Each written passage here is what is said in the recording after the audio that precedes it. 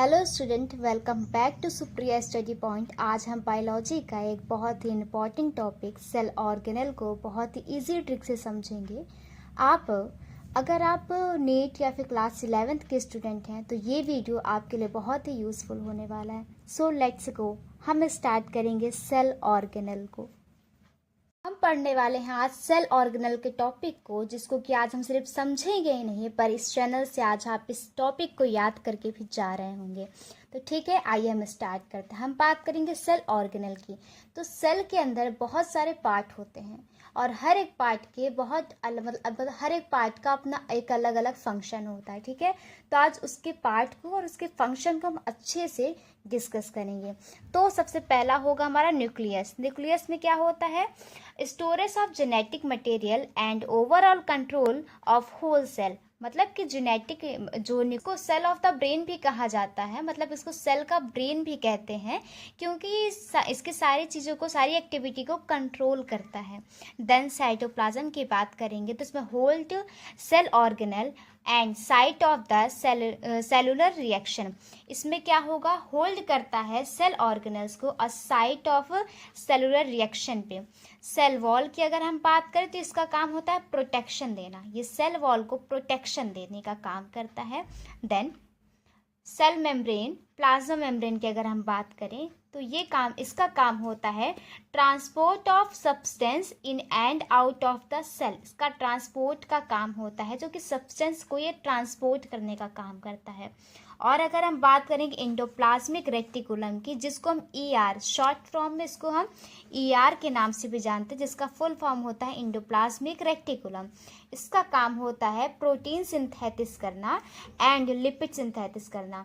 अब endoplasmic reticulum जो होता है वो 2 टाइप्स के होते हैं। एक होता है ER मतलब कि रफ एंडोप्लाज्मिक रेटिकुलम, एक होता है SER स्मूथ एंडोप्लाज्मिक रेटिकुलम।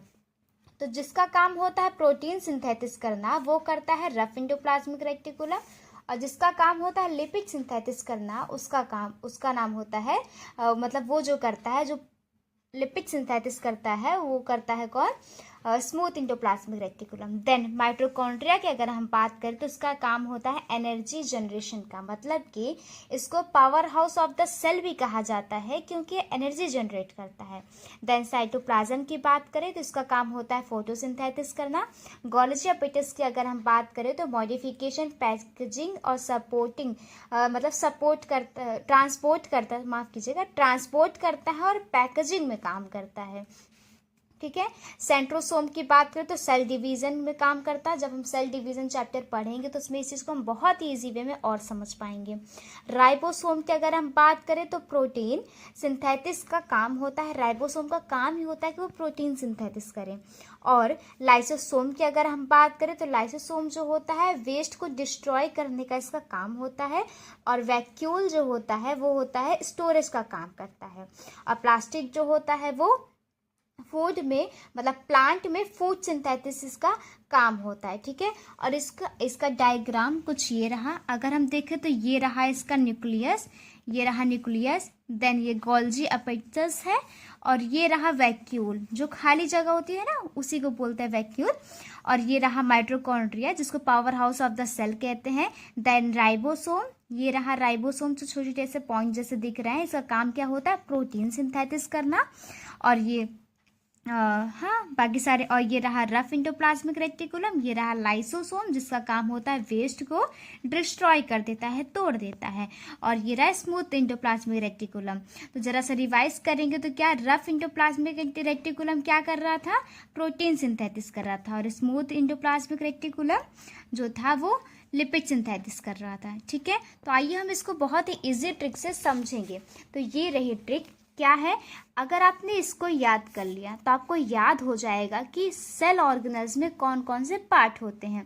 तो देखेंगे, never make rice every good lady visit park. अगर आपने ये याद कर लिया तो नेवर से N न्यूक्लियस हो गया, मेक से M मतलब माइटोकॉन्ड्रिया हो गया, राइस R से राइबोसोम हो गया, एवरी से E हो गया, एंडोप्लाज्मिक रेटिकुलम। तो इसमें आप याद कर सकते हैं कि RER भी होता है रफ इंडोप्लाज्मिक रेटिकुलम, और SCR भी होता है स्मूथ इंडोप्लाज्मिक रेटिकुलम।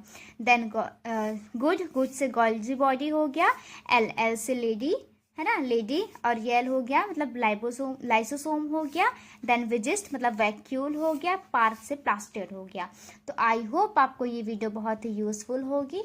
आप सिर्फ मेरे चैनल से पढ़ के नहीं पर याद करके इस चैनल से आप जा रहे होंगे। सो अगर आपको मेरी वीडियो पसंद आई हो तो आप मेरे चैनल को लाइक करें, सब कमेंट करें और शेयर करें, और ज़्यादा से ज़्यादा लोगों तक इस वीडियो को पहुँचाएं ताकि ये टॉपिक उनके लिए भी बहुत ही यूजफुल होने पाए। Then bye bye.